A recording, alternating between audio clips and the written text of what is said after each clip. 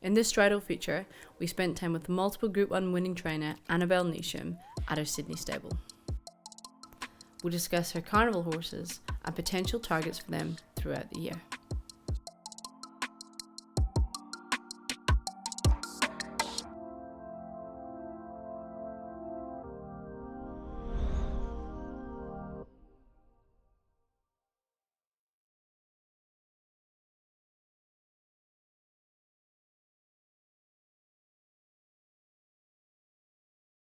The beauty, obviously our absolute stable star. He looks awesome. He's often quite grumpy in the box, but the grumpier he is, the better he's normally going. That's worth knowing. Grumpy. He also holds a nom for the Epsom. Yeah, he won't run in the Epsom. He's likely to go straight to the King Charles. I could give a little bit of consideration to the Hill Stakes. It's such a valuable race, but I think we'll leave him fresh and he'll go to the King Charles. Hello, Sweetie. You're the king of this castle. He's the king of Warwick Farm. Of this castle. He looks $1 million, Annabelle. Yeah, you must be delighted when you get him back in the stable. Yeah, he just always looks amazing. He's mine. Don't run away. Don't run away. He's a great mover. He's just an easy horse to read. We know him so well now. He gets every possible little 1% treatment you can think of. He gets spoiled. He gets whatever he wants. And he can bite me if he wants. Do whatever he wants. He's paid you good money. Yeah. Paid you good money to bite you. He's a trooper. I can't wait to see him out again. Who will be his jockey this prep? You haven't decided? I haven't worked that out yet. We'll see if Jamie wants to come back up. Yep. To ride him. I think James will probably be on Fangirl. And I thought Chad rode him really well the other day. So, yeah. I'm sure they'll be knocking down the door to have a go. Don't eat me. Joe Morero could maybe have a go. That's true. He is coming. He is coming.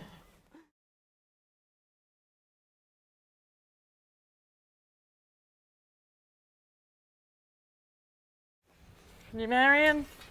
Numa Marian, have a chat to me. Yeah, he's the most lovely horse. He's got the best eyes. How nice his eyes He's are. gorgeous. Lives next to Zaki. They're best mates. They live in the paddock together. They do most things together. He's been a great horse. Ran second in 2 Group 1s last year, the Doomben Cup and the Australian Cup.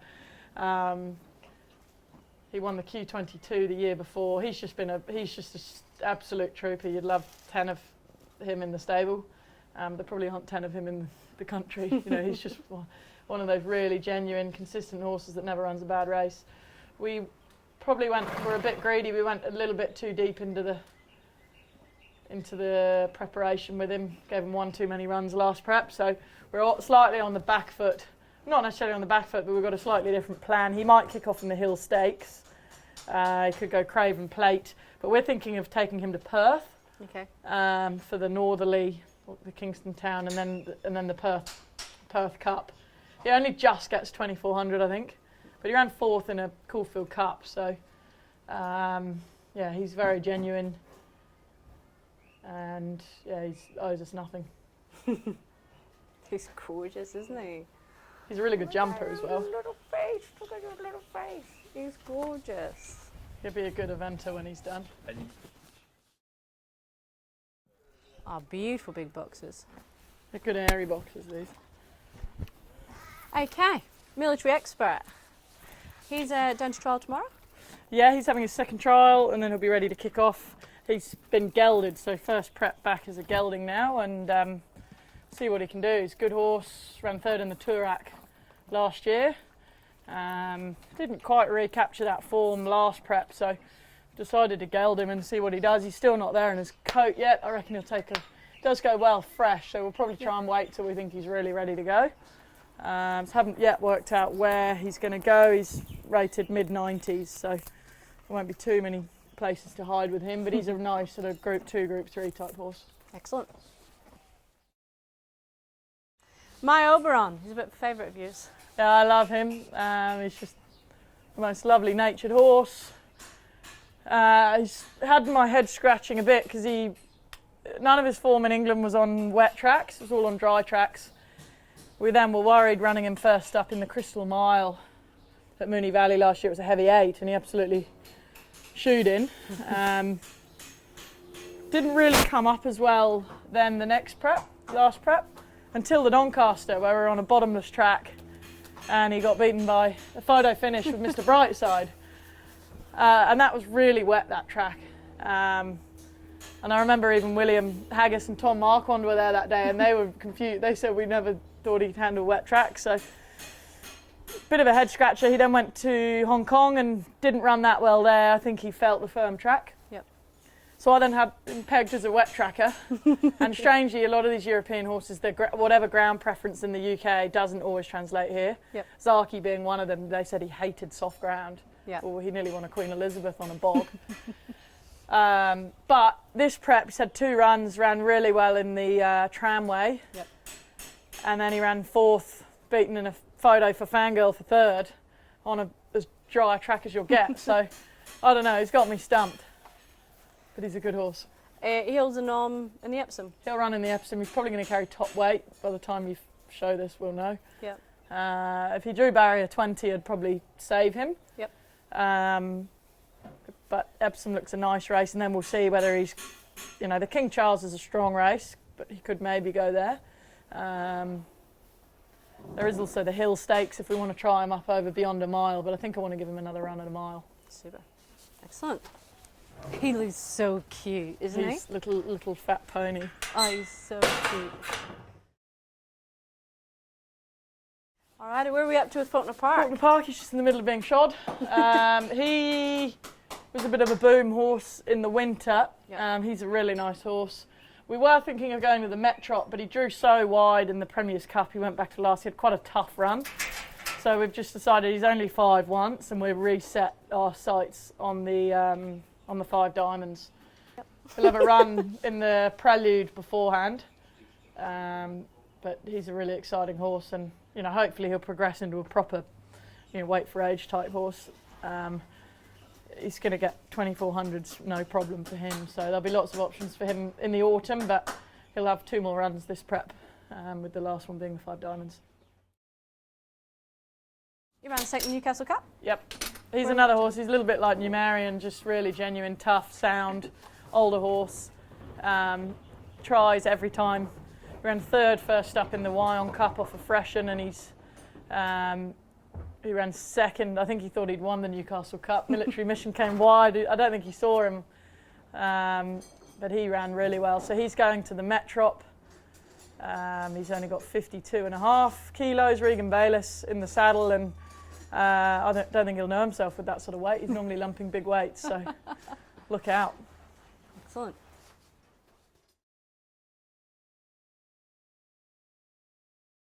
Okay, so Written Codes had 2 trials, and he had, this is she, isn't she? She. It's a mare. And she's got a nom in the Golden Eagle. Yeah, she's a really nice mare now. She took forever.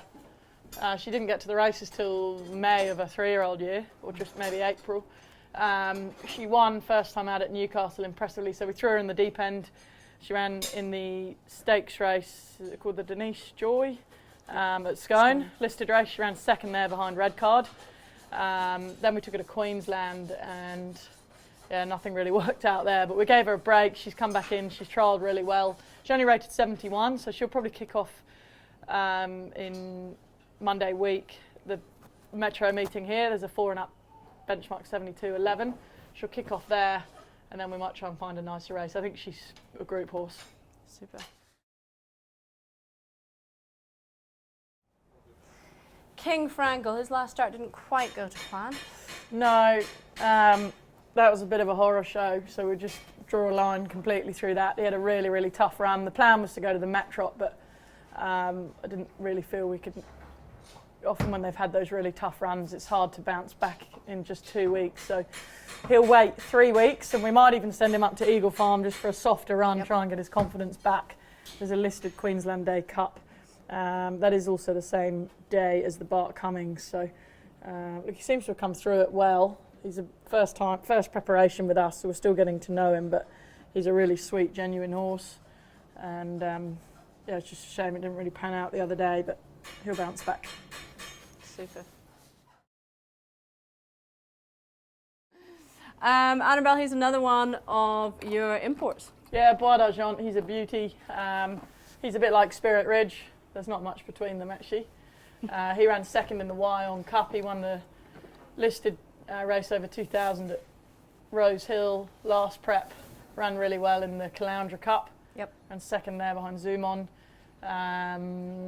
Went back from a wide gate at the Newcastle Cup. He was probably one of the only horses to make ground late, so that was a nice run to top him off ahead of the Metrop on Saturday, where we've got Dylan Gibbons riding him with just 53.5 on his back. So it's the right sort of race where I think he can be really competitive.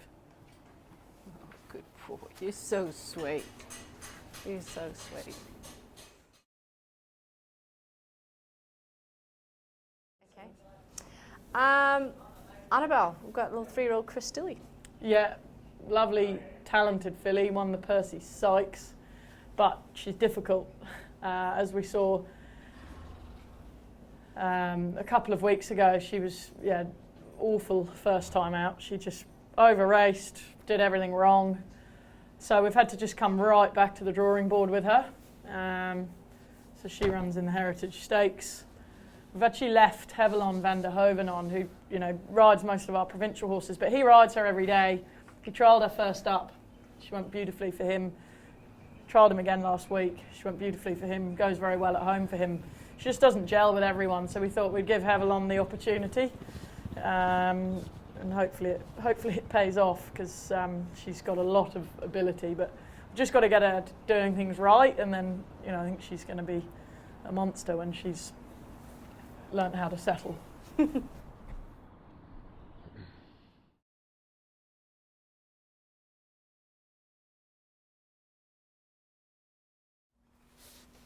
West of Africa, what about him? I've got a soft spot for him. He's one that Aquis and Phoenix raced, but he wasn't going to be a stallion, so he got gelded and put online. So he's one that I bought back, teamed up with OTI. We did the same thing with Flashing Steel, who's gone well. He won, I think, 4 on the bounce last prep. So hopefully gelding him's going to be the making of him. I don't think he's not going to be a Group 1 horse, but I think he's a genuine Saturday horse, particularly off season. So he was beaten favourite last time out on a Saturday. It didn't run badly at all. He's come back now as a gelding. So yeah, look out for him. I think he likes dry ground, so he's one for the Saturday summer races. Super. He's cute as a button. I love his hair. He's very cute. Little. You never used to be grumpy though, big boy. Alrighty. Flashing Steel. Tell me a little bit about him. Something to lure him in with a bit of food. He was a $1 million yearling. Didn't quite live up to. I think he was stakes placed on his early on in his career behind Best of Bordeaux, but he was very difficult as a colt. Spent most of his time on his hind legs. So he got gelded, and we race him in partnership with OTI and some of our clients. And again, it took him ages for the penny to drop, and then when it did, it really did. I think he won 4 in a row. So he's another one that I think is going to progress to Saturday company. He loved Canterbury, but he's probably rated a bit high to be going there now. So he's another one that I'm looking forward to getting. I think summer months will be ideal for him. Again, he likes the dry tracks as well. So he goes on dry or wet, but he's the sort of horse we try and target. Now is probably the wrong time of year for him, but the summer and the winter, when you've got those benchmark 78s and benchmark 88s every weekend, that's the time that he'll hopefully shine. Good. Super. He's so good flashy. baby, aren't you? Libertad, really good colt. Obviously, won the kindergarten, won his first 2 starts over 1100. Then he won the San Domenico, Group 3 over 11. And he failed in the run to the Rose, wasn't beaten far. He just was really sharp. He didn't seem to want to go through the gap up the inside. Still a bit green. And then unfortunately just had a slightly off blood just before the Golden Rose. So we decided to save him. So we're just weighing up where to go. Possibly might run him in the Dane Hill down the straight, 1100 metre race. And then that obviously gives an indication how they go down the straight. And if you're winning the Dane Hill, you're probably a live chance in something like the Coolmore. Yeah, super. Put things into perspective. when you have probably more tough days than good days on the track, and you sometimes have to just go home and go, do you know what, I'm training animals to run around in a circle to try and put their nose in front in a race, and it's not always going to work out. So you just sometimes have to step back and just look at the real world, and you're just racing such a small part of, you feel like you're in this massive bubble and everything is racing because you're just so consumed in what you do every day. But sometimes you have to just take a step back and go, okay, it's not the end of the world. Give me a horse that you sort of maybe looked at was doing okay as a young horse, but really came into their own as an old horse. Probably Port Lockroy. Really nice, better than ready colt. I loved him at the sales, and then he just wasn't really putting it together. He was doing so much wrong as a 2-year-old, and he trialled okay, but I'd thought he was going to be an out-and-out 2-year-old. He's full brother to Alpine Edge, but he's actually come back as a 3-year-old. He's bred to probably be more of a sprinter, but he's a horse that we're looking to stretch out and trip. He won really impressively, albeit it was only at Scone, but the way he did it was pretty impressive. So he heads to the Dulcify, and we'll see where we stand after that. Look, not sure whether he's a stakes horse yet, but just really loved the improvement from 2 to 3. It's been huge. Super. In terms of numbers, I'm certainly where I want to be. Don't want to get any bigger in terms of numbers. You've got to have a lot of horses to have a lot of good horses.